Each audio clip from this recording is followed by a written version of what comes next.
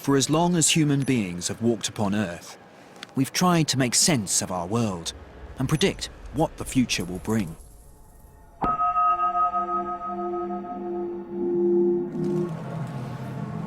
Yet today, our lives seem more complicated and unpredictable than ever.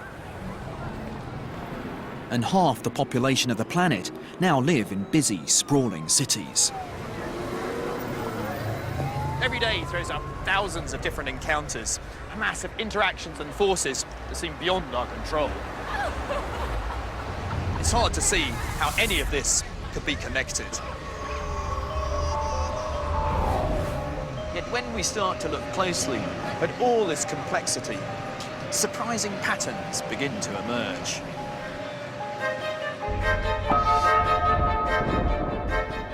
It's these patterns that I believe point to an underlying code at the very heart of existence that controls not only our world and everything in it, but even us.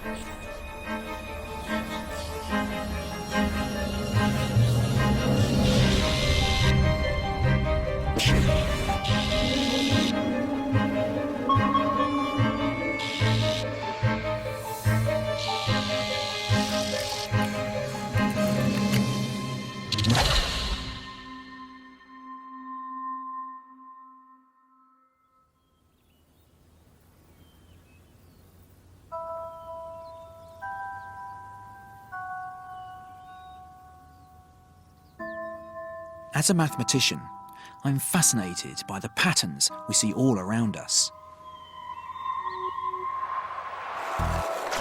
Patterns that reflect the hidden connections between everything. From the movement of rush hour crowds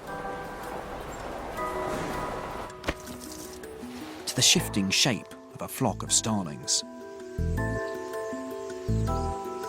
The cacophony of a billion internet searches and the vagaries of the weather.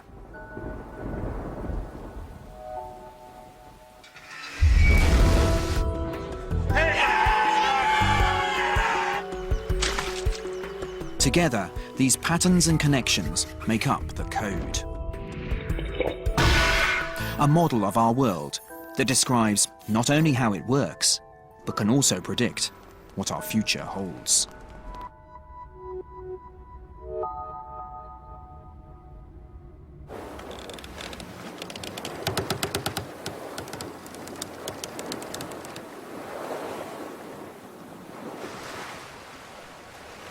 Around 500 years ago, a ship was caught in a terrible storm. As rain lashed the decks and gale-force winds tore through the rigging, the ship began to take on water. The captain had no choice but to run his ship aground and wait for help. But help never arrived, and the natives were hostile. After 8 long months, and with his crew facing certain starvation, the captain came up with an ingenious plan. He summoned the local chief and told him his god was angry. So angry, in fact, that if they didn't bring supplies within 3 days, God would swallow the moon.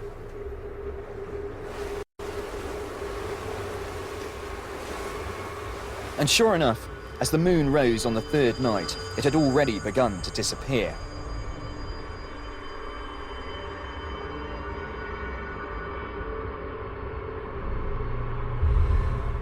Terrified, the locals ran from all directions towards the ship, laden with provisions.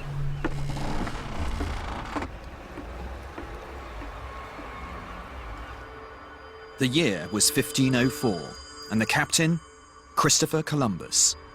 And the reason he was apparently able to command the heavens was because he had something like this. It's a set of lunar tables, and each one of these numbers represents a lunar eclipse. Today's date is June the 15th, and it says that in about 5 hours' time, the same thing is going to happen to the moon here in Cyprus.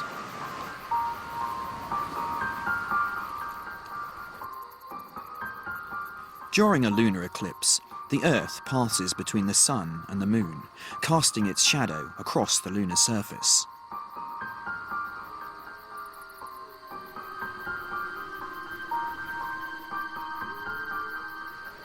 And there it goes.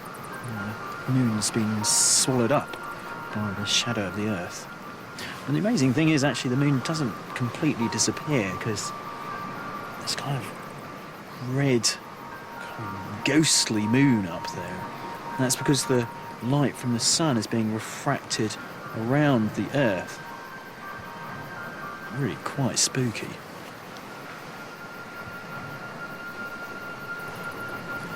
I can imagine how terrified the islanders would have been when they saw that 500 years ago. And the only explanation for them would have been that the gods really were angry with them.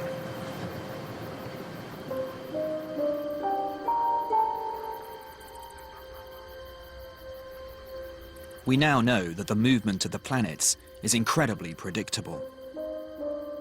By understanding the code, we can model their orbits far back into the past and see thousands of years into the future.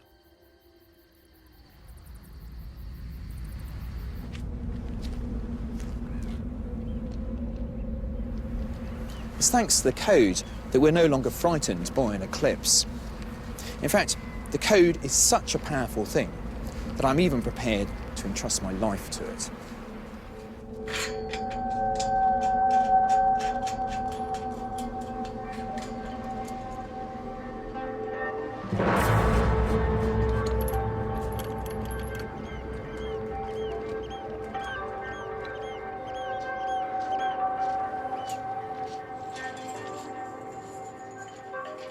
This strange contraption is 5.5 meters high. Using the force of gravity, a 30-kilogram ball will hurtle down the ramp and fire off the end. And when it does, I will be sitting directly in its path. If I get my sums wrong, I'll be killed outright.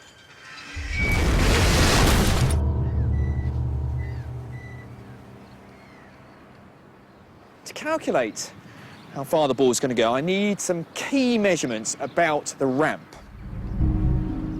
Little h is 0.8 meters. The angle is 49.1 degrees. So gravity, I know, on the Earth is 9.8 meters per second squared. Interestingly, you don't have to know what the weight of the ball is, the mass of the ball. That's not relevant to how far the thing's going to go. 2 times gravity times the height, 5.5, multiplied by the speed, by 49.1, take the coast. That will give me a distance of 9.95 meters. But we've got air resistance, there's friction on the ramp as well. What about the wind today? That's 0.6. Okay, so the predicted distance is going to be 5.6 meters. That's where I think the ball is going to land. Which means if I set up my deck chair here, I should be able to watch the whole thing in complete safety. Okay, release the ball.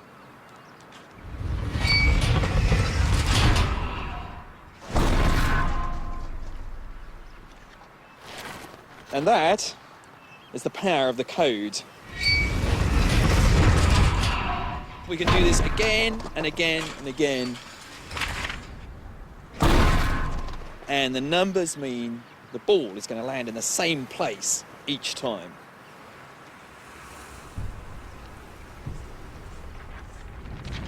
If everything in the world behaved according to equations that give definite answers, then we'd be able to predict the future with absolute certainty. But unfortunately, things aren't quite that simple.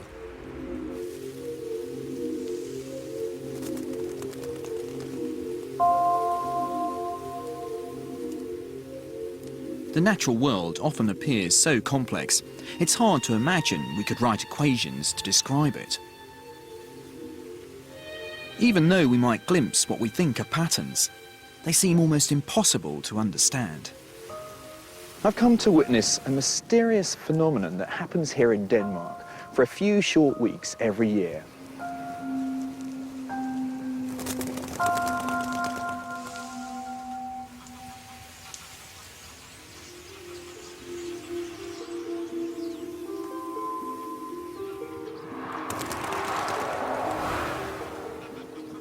First few appearing, I think.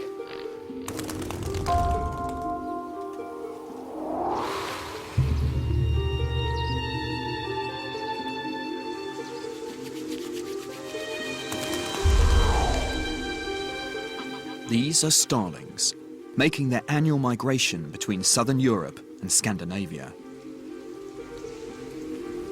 A single flock can contain 1 million birds or more.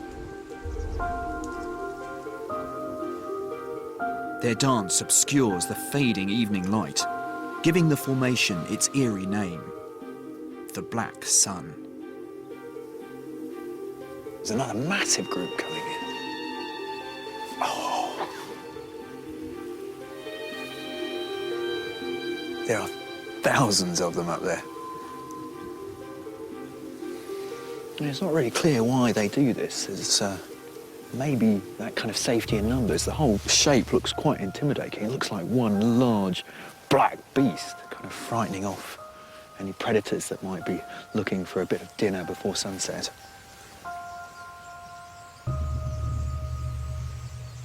Look at that. Oh. It's almost hypnotic.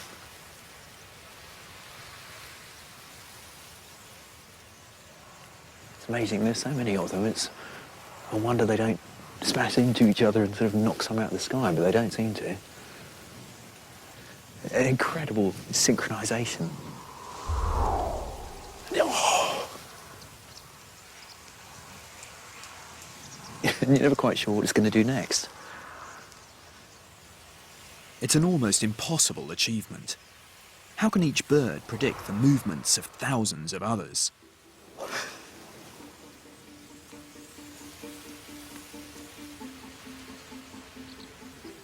That's extraordinary.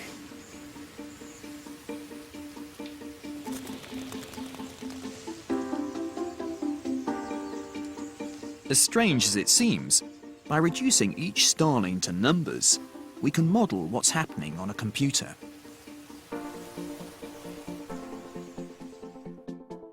We start with a flock of virtual starlings, all flying at different speeds and in different directions. And then we give them some simple rules. The first is for each bird to fly at the same speed. The second rule is to stay close to your neighbours. And finally, if you see a predator nearby, get out of the way. 3 simple rules are all it takes to create something that looks uncannily like the movement of a real flock of starlings. Oh, here they come. Oh. In fact, a recent study has shown that even in a flock of hundreds of thousands of birds, each starling only has to keep track of its 7 nearest neighbours.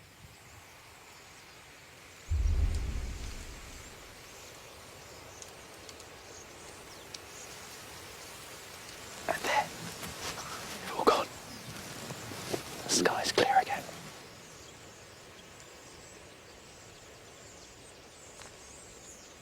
Who'd have thought that something so extraordinarily complex as a constantly shifting flock of thousands of birds in flight can have at its heart such a simple and elegant code?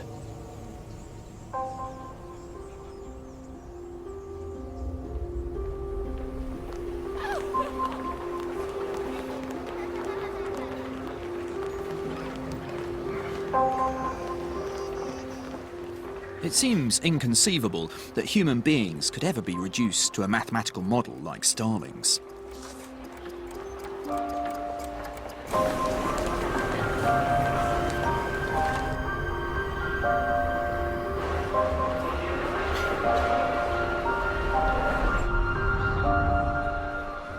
But Ian Cousin studies how animals behave in groups, and his research has revealed some surprising parallels.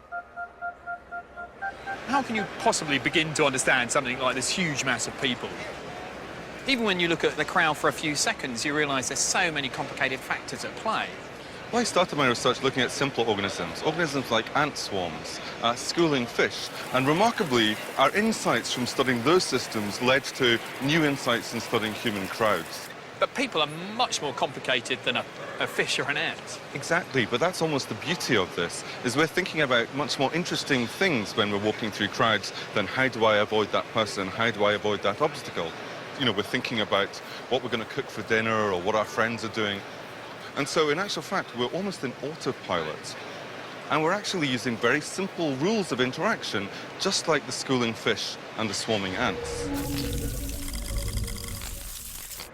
So can we learn things from the ants? We could learn an immense amount from the ants. The ants don't suffer from problems such as congestion because they're not selfish, and I'm afraid to say we are. We want to minimize our own travel time, but we don't necessarily care whether we do so at the expense of other individuals. Of all the animals Ian has studied, human beings are, in some ways, the most predictable. We walk at an optimum speed of 1.3 meters per second and prefer to walk in straight lines to get to our destination.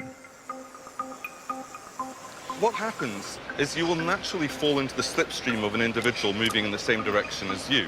And so without you even knowing it, you're forming a lane. And similarly, pedestrians moving in the other direction will also form lanes, very much like the ants do. These lanes help us to avoid collisions. However, in a large open space, like the concourse at Grand Central Station, the lanes inevitably cross each other, which could lead to congestion. But if you put an obstacle, like this information desk, in the middle of the crowd, rather than getting in the way, it acts like a roundabout and increases the flow through the station by as much as 13%.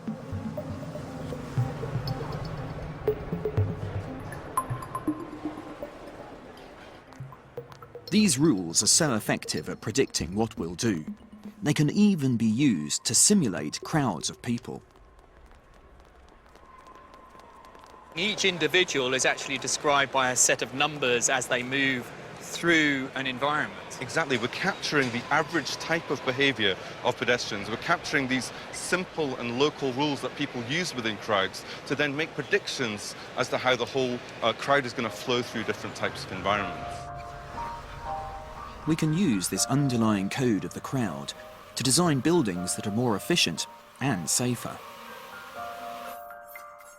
Simulations like these are able to accurately predict how quickly a building can be evacuated, even before it has been built.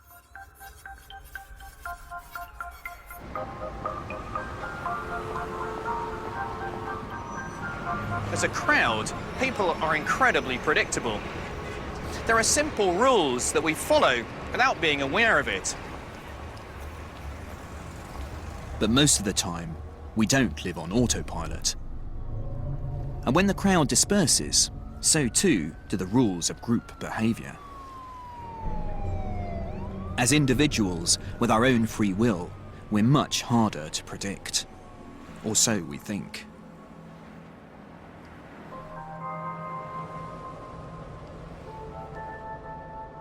Before we get started, I would like to mention the rules. They are very simple. There are 3 throws and there are only 3 throws. We use a 3 prime shoot, which means you go 1, 2, 3, and you release your throw on 4. The throw of rock is a closed fist. You can throw it any way you want as long as it is a closed fist. Your paper must be horizontal, your scissors must be vertical. That will be a foul. The game of rock, paper, scissors is known all over the world. And some people take it very seriously. For those of you who don't know, and there should be very few, the throw of paper covers the throw of rock. The throw of scissors cuts the throw of paper, and the throw of rock crushes the throw of scissors. In Philadelphia, the Rock, Paper, Scissors League competes 4 times a week. The people in this room are fighting to go to the World Championship in Las Vegas and the chance to win $10,000.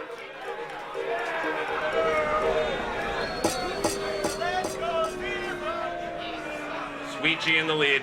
Rock crushes scissors for Sweetjee. You're on the verge of elimination, Drewbag. 3rd and final set. Winner moves on. Rock crushes scissors. And what a match to take us down to the final 4. The intriguing thing about this game is that it should be impossible to predict what your opponent's going to do next. Rock, paper, scissors, they're all pretty much equivalent. So each throw beats one and loses to another. So essentially it's a game of even odds, a bit like a flip of a coin. But if the game is entirely random, every player would be evenly matched. And yet, some people win time and time again. It is match point, Sweetjee. Deepak has no points here in round number 2. He will need 2 straight throws. Can he get throw number 1? No! Sweetjee! So now our final match of the night. Sweetjee, we're going to play Dogulus. The more we play, the more we're influenced by our past throws. And that creates patterns that can be exploited to win the game. Sweetjee came 5th in the league last year, and this season looks set to do even better.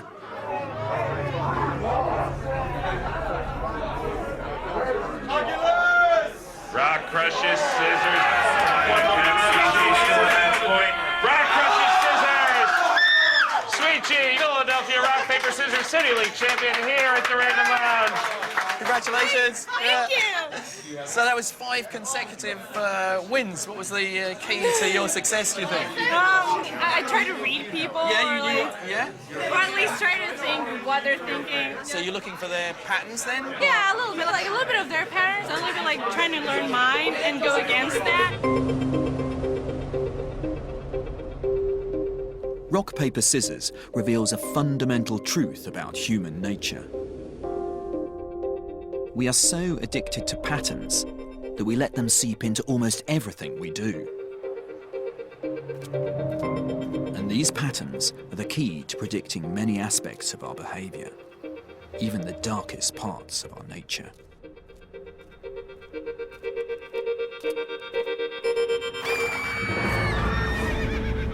Deceased, female, like 5'2", complexion dark, eyes brown, hair brown. When you see this much activity in such a small geographic area, in such a tight time frame, that's a warning bell that something is going on, that we have a predator operating. Kim Rosmo has 20 years' experience as a detective inspector. He specializes in hunting down serial killers. The victim's body was found here in the corner by a police officer that came in shortly after the crime had occurred. But Rosmo is no ordinary cop, because he's got a PhD and uses mathematics to understand the patterns criminals leave behind. Which is a probability value. There's a logic in how the offender hunted for the victim and the location where he committed the crime. If we can decode that, and if we can understand that pattern, we can use that information to help us focus a criminal investigation. The reason it's so hard to catch serial killers is because there's often no link to their crimes. They kill random strangers in locations they have no obvious connection to. It's very common in the investigation of a serial murder case to have hundreds, thousands, even tens of thousands of suspects. It's a needle in a haystack problem. Where do you start? In 1888, the most notorious serial killer of all, Jack the Ripper, killed 5 women in London's East End. Since then, countless people have tried to solve the mystery of the Ripper's identity. But Rosmo thinks he could have tracked him down without seeing a scrap of evidence. Because he's worked out where Jack the Ripper most likely lived, based only on the location of the crimes. Flower and Dean Street should have been the epicenter of their search. And all he used to do it is an equation. Inherently, we're all lazy, and criminals just as much as anyone else. They want to accomplish their goals closer to home rather than further away because it involves too much effort, too much time, too much travel. The first half of Rosmo's equation models what's known as the least effort principle. It means that the crime locations are statistically more likely the nearer they are to where the offender lives. If you have a choice of going to the corner store for a loaf of bread or going to one that's 7 miles down the road, you're going to pick the corner store. It seems a bit gruesome to apply the same thing to a serial killer as going and buying a loaf of bread or milk. Well, actually, if we can get over the horrible nature of these crimes and recognize that these are human beings like the rest of us, we can, because we understand ourselves, maybe get some understanding of these individuals. The second half of the equation describes something called the buffer zone. Criminals avoid committing crimes too close to home for fear of drawing attention to themselves. It's the interaction of these two behaviours that allows Rosmo to calculate the most probable location of the criminal. These individuals have to not only obtain their target or capture a victim, but avoid apprehension by the police and identification by witnesses. The technique, known as geographic profiling, is now used by police all over the world.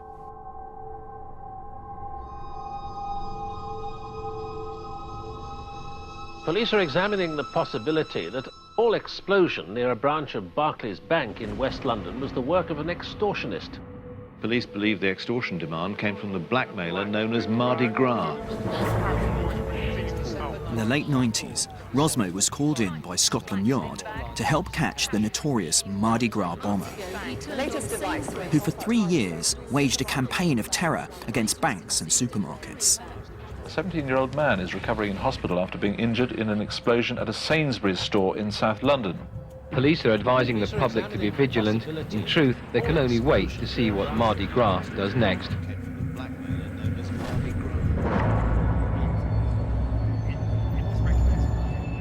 How many bombs did he let off during that time? Total, 36 known linked offences. So as you can see, they range from north of Cambridge all the way down to the Strait of Dover, but most of them are in Greater London. So this is a map showing the locations of all the bombs that were set off? That's right. It's certainly a concentration on London, but it looks pretty randomly scattered. So now you're feeding those locations into the equation? Right, and what we have here now is the geoprofile, and that's going to show us the most likely location where the offender lived, with dark orange being the most likely or the most probable. So we can see that the major focus is around the Chiswick area. And in fact, in the report we prepared for Scotland Yard, we even prioritized postcodes for them. And how successful was it in this case? Well, let me show you the locations of the two brothers, Edgar and Ronald Pierce. Right. Well, but this is really in the hot zone, isn't it? Yes. Yeah. Edgar's home is in the top 0.8% of the area of the crimes in Greater London, so less than 1%. That's extraordinary. Edgar Pierce had demanded £10,000 a day from Barclays. And when he and his brother tried to collect it from a cash point in Chiswick, the police were waiting. Two brothers in their 60s have been remanded in custody by magistrates in connection with the so-called Mardi Gras bombings. Ronald and Edgar Pierce, both from Chiswick in West London, each face 3 conspiracy charges. It was recognized. Based on the apparently random location of 36 bombs, Rosmo's geographic profile narrowed the location of the Mardi Gras bomber from 300 square miles to a postcode in Chiswick. Although his brother Ronald was acquitted, Edgar Pierce pleaded guilty and was jailed for 21 years. So do you think the bomber was aware that he was creating these patterns? No, he wasn't. But it's very difficult for humans to engage in completely random behavior.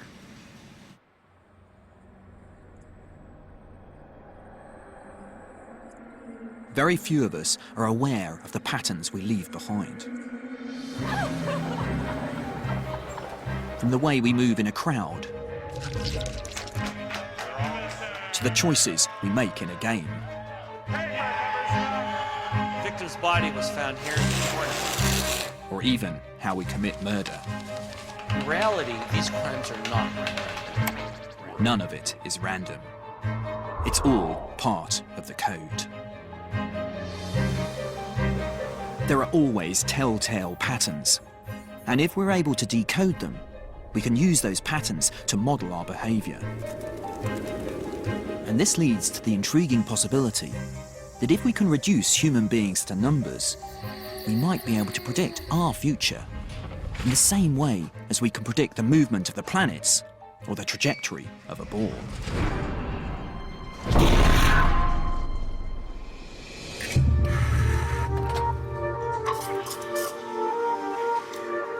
But the course of our lives never seems to run entirely smoothly, and the future rarely turns out exactly as we'd planned. I may have a good idea what I'm going to be doing tomorrow, or even next week. But as the weeks turn into months, and the months turn into years, our future becomes far less certain. Every decision we make, every situation we encounter, every person we meet sends our life down a different path.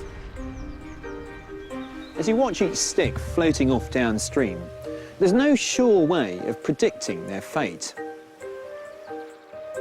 I might be able to hazard a guess where a stick will be in 2 minutes, but what about 2 hours or 2 days? Turn into years. The future becomes far less certain. Life sometimes seems so unpredictable that we think of it as being random. But in fact, it isn't random at all. It's simply a sequence of cause and effect. A freak accident, a slight delay, a missed bus, a broken promise. There are millions of factors that intervene to affect our journey through life. And the tiniest shift in any one of these can completely change its future course. The white one's got caught in the dam, but the red one's going really fast.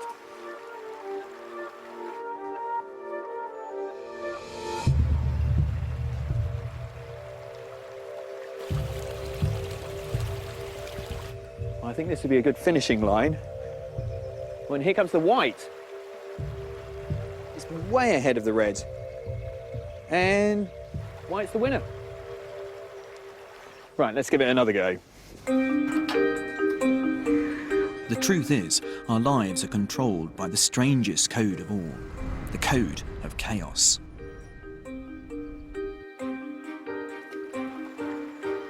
Our lives aren't random, they're chaotic.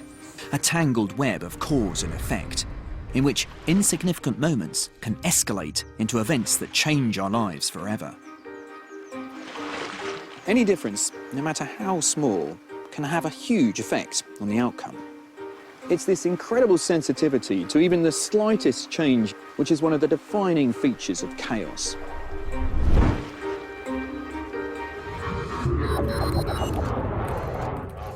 Because chaotic systems appear so random, it's often difficult to see a pattern. And that has led us to sometimes misinterpret our world in a spectacular manner.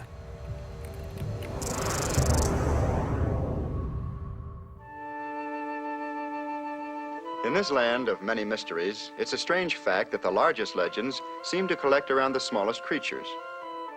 One of these is a mousy little rodent called the lemming.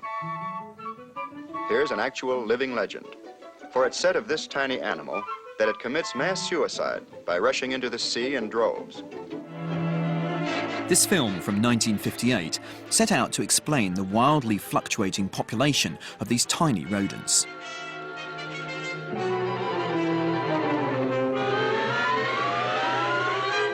Ahead lies the Arctic shore, and beyond, the sea. And still the little animals surge forward.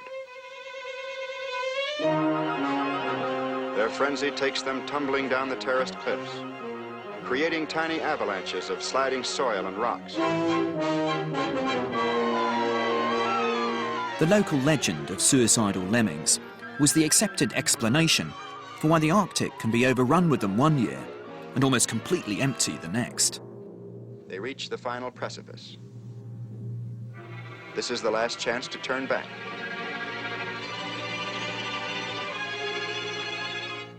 Yet over they go, casting themselves bodily out into space.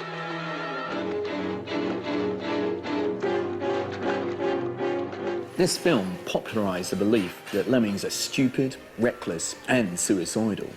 The very word lemming has come to mean as much.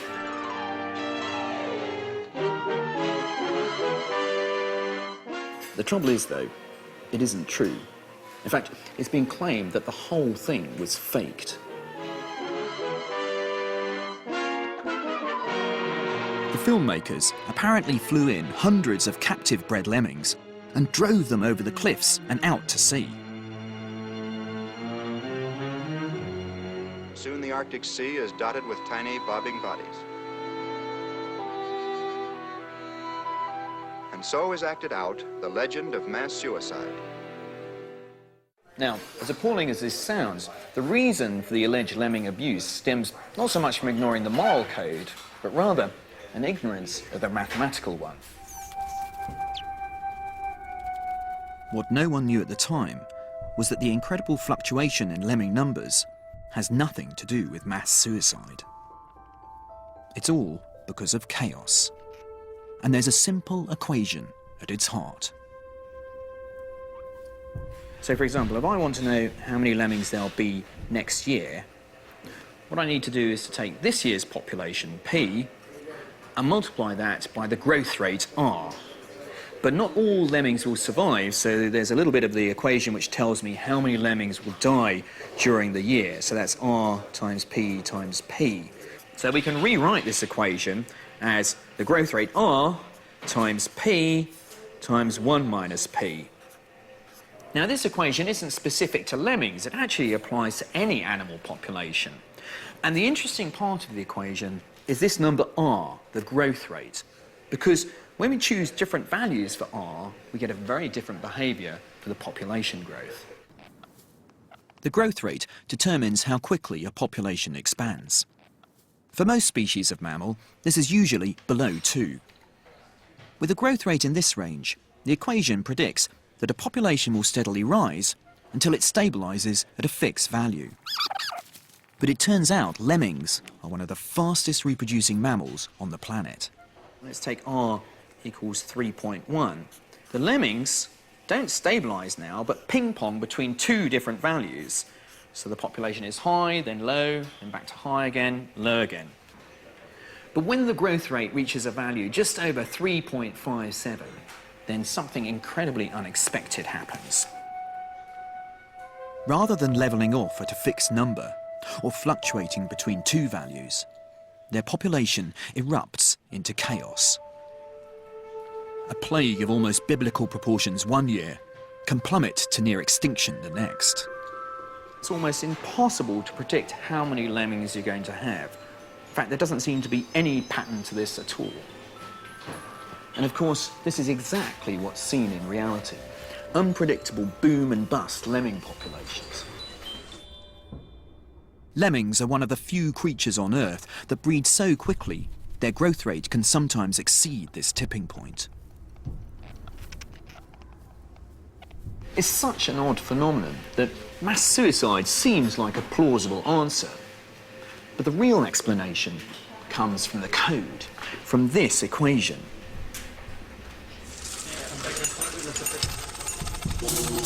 The problem is, we can never know exactly how many lemmings are born or how many die. And just the smallest difference in the growth rate R produces a totally different answer. And this is true of all equations that model chaos. Although they can explain how something happens, they're almost useless at predicting the future.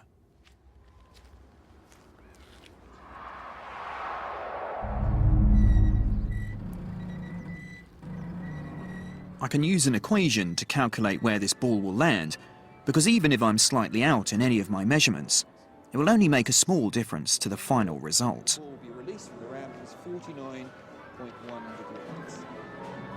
But if this ball behaved according to the laws of chaos, the tiniest shift in the ball's position, or the angle of release, could dramatically alter its trajectory. I'd have no idea whether it would just simply fall harmlessly off the end of the ramp, or be sent into orbit.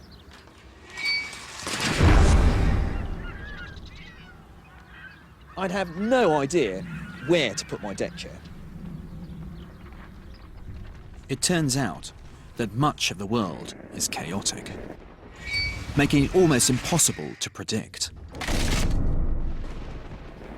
But that doesn't stop us trying.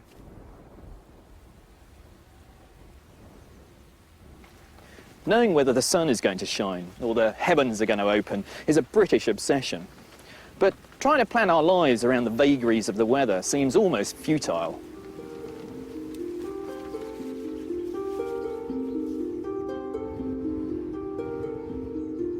Even though we have precise equations that can describe how clashing air masses interact to create clouds, wind and rainfall, it doesn't really help us very much with our predictions.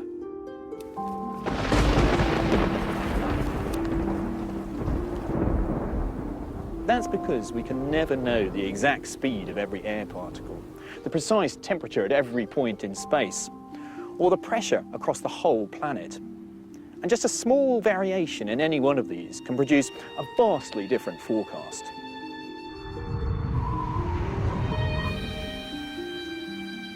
This is a map of how the weather looks right now. The blue lines represent cold fronts and the red lines represent warm fronts. In order to make a prediction, what we do is to take the mathematical equations for the weather and create a model. Now the trouble is I can't know the precise atmospheric conditions.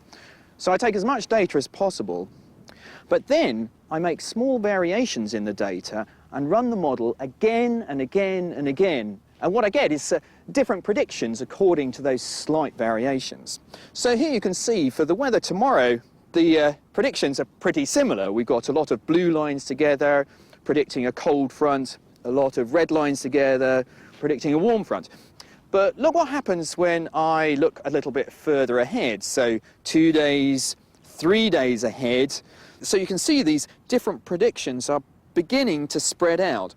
You can still see some sort of pattern in the weather, but if I move a week ahead, and now I couldn't even hazard a guess as to what the weather's going to be. There are red and blue lines all over the place. One prediction says it's going to be hot, the other says it's going to be cold.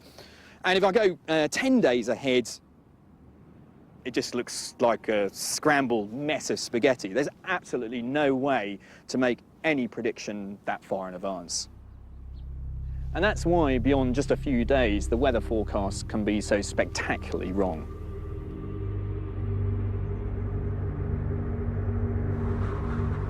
Once we understand that the atmosphere is chaotic, we can appreciate that the smallest change in the initial conditions can dramatically alter what will happen. The movement of just one molecule of air can be magnified over time to have a huge effect on the weather as a whole. We sometimes refer to this phenomenon as the butterfly effect. The idea that something as small as the flap of a butterfly's wings might create tiny changes in the atmosphere that could ultimately lead to a tornado on the other side of the world.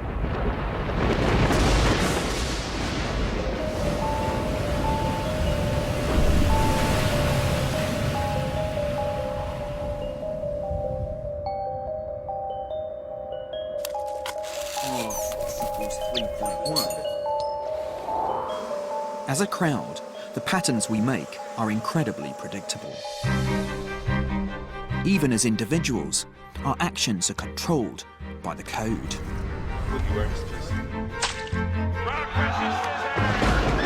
And by untangling chaotic systems like the weather, we've uncovered evidence of the code in what we once thought of as impossibly complex. When we look at things from a different angle, surprising patterns emerge. Patterns that can reveal defining truths about ourselves and our future.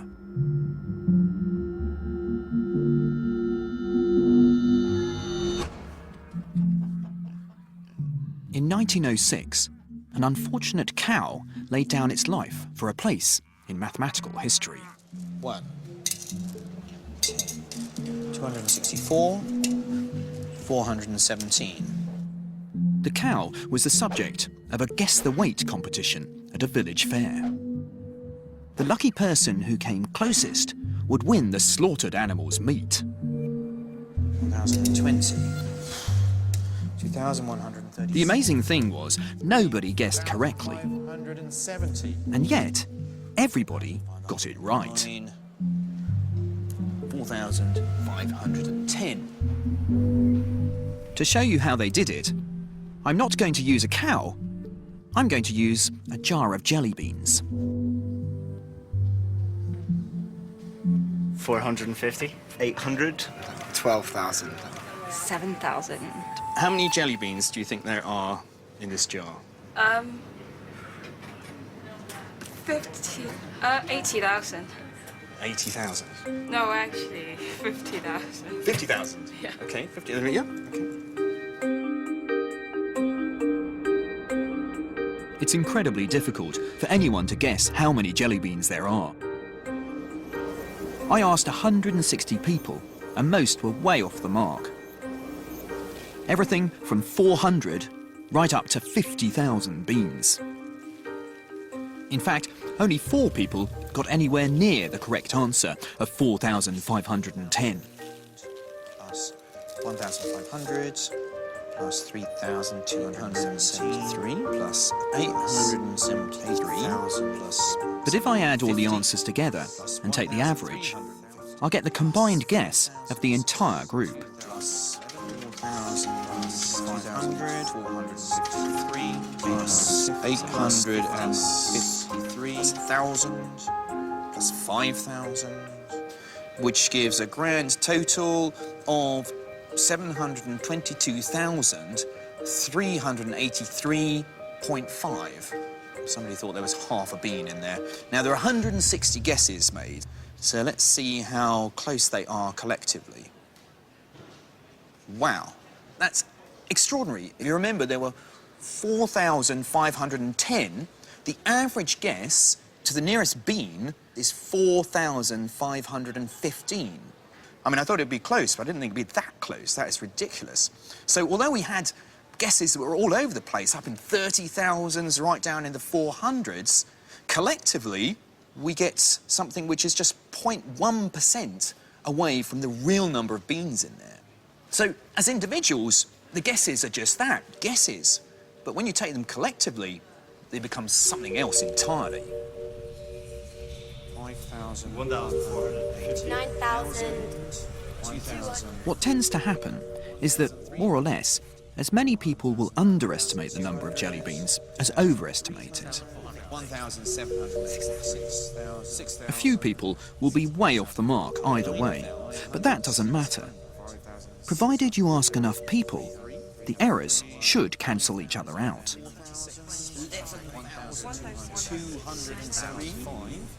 700.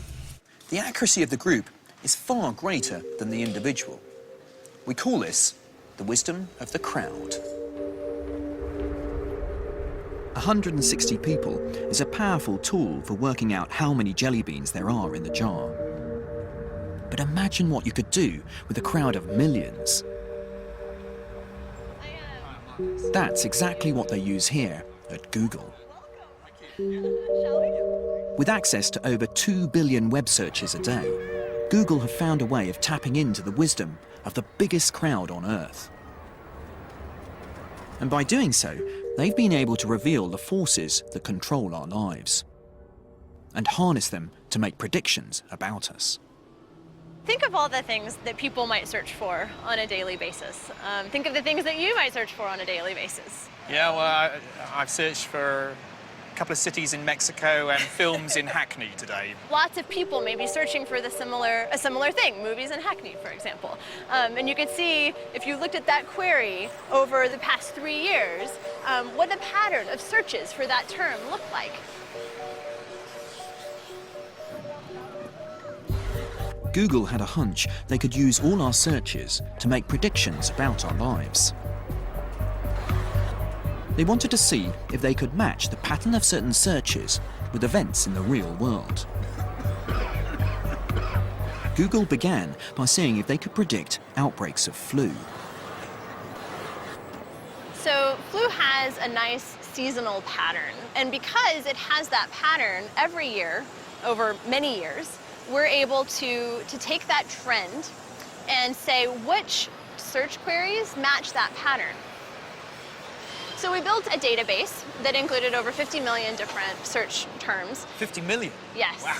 Yeah. We didn't only include things that may be related to flu. We included things like Britney Spears or, I mean, everything that people search for would have been included. When Google looked back over the past 5 years of data, there were certain search terms whose popularity exactly matched the pattern of flu cases. So people were searching for things like symptoms or medications or sore throat. There are other things like complications. So you're saying that the sort of number of search terms for flu-related things almost exactly mirrors the actual cases of flu that we see in the population? That's true. It is an accurate indicator of flu activity just based on lots of people searching for these terms. We were amazed by this finding.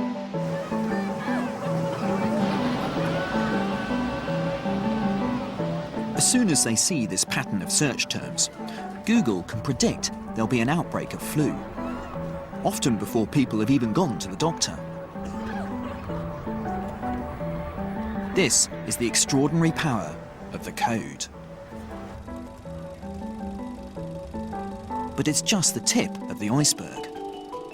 The searches we make can be used to predict where we're going to go on holiday, what model of car we're going to buy, or how we're going to vote, often before we know ourselves. It's even been possible to forecast the movement of the stock market from the number of negative words used on Twitter. Analysing such vast amounts of data doesn't just allow us to make predictions.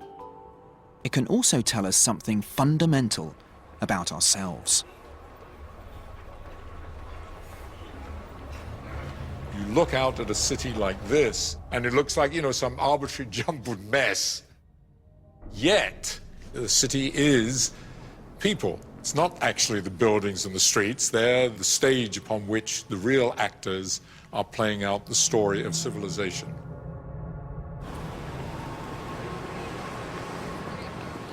Geoffrey West is a physicist who spent his life trying to see meaningful patterns in the universe. And now he's turned his attention to the dynamics of human life in cities.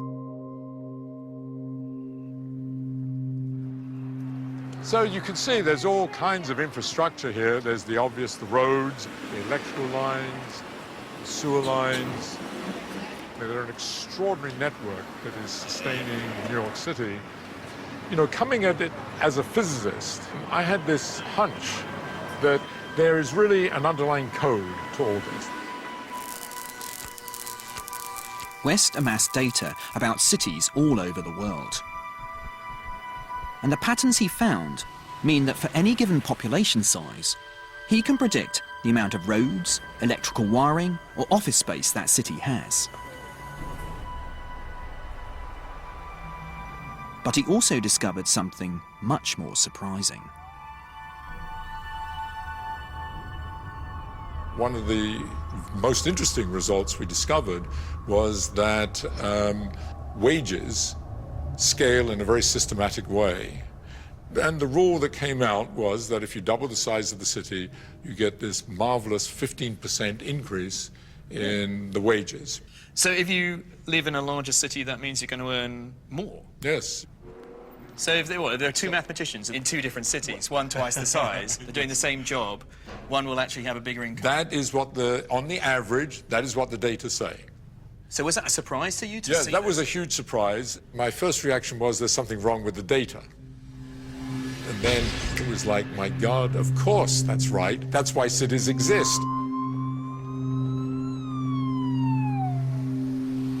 Incredibly, it's not just people's salaries that increase. When a city doubles in size, every measure of social and economic activity goes up by 15% per person. That's 15% more restaurants to choose from, 15% more art galleries to visit, 15% more shops to go to. In short, life gets 15% better.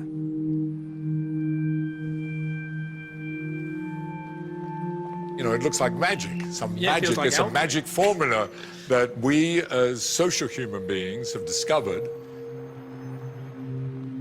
This 15% bonus, so to speak, is, I believe, the reason that people are attracted to cities and why there has been this continuous migration from the countryside and into the cities, and at some deeper level actually drive our civilization.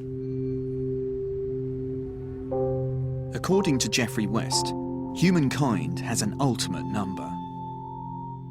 It's this extra 15%, or 1.15. He believes it's the most important driving force in humanity. This single number, 1.15, predicts our future. It will bring us together in ever-expanding cities and shape our destiny for as long as human beings exist.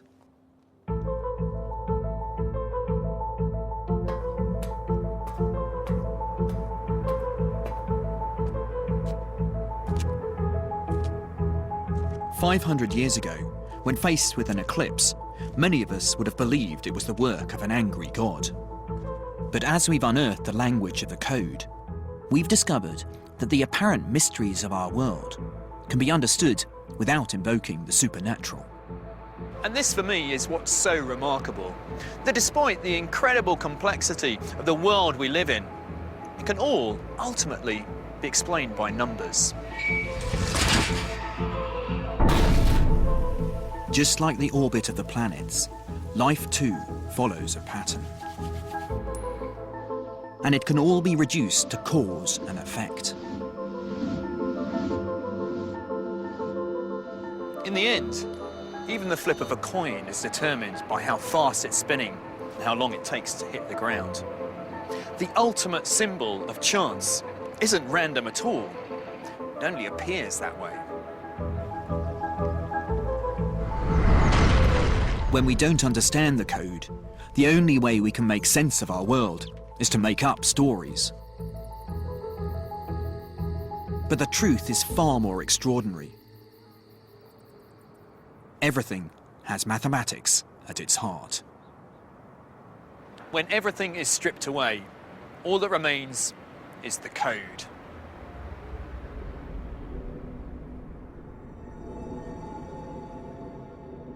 Go to bbc.co.uk/code to find clues to help you solve the code's treasure hunt. Plus, get a free set of mathematical puzzles and a treasure hunt clue when you follow the links to the Open University. Or call 0845 366 8026.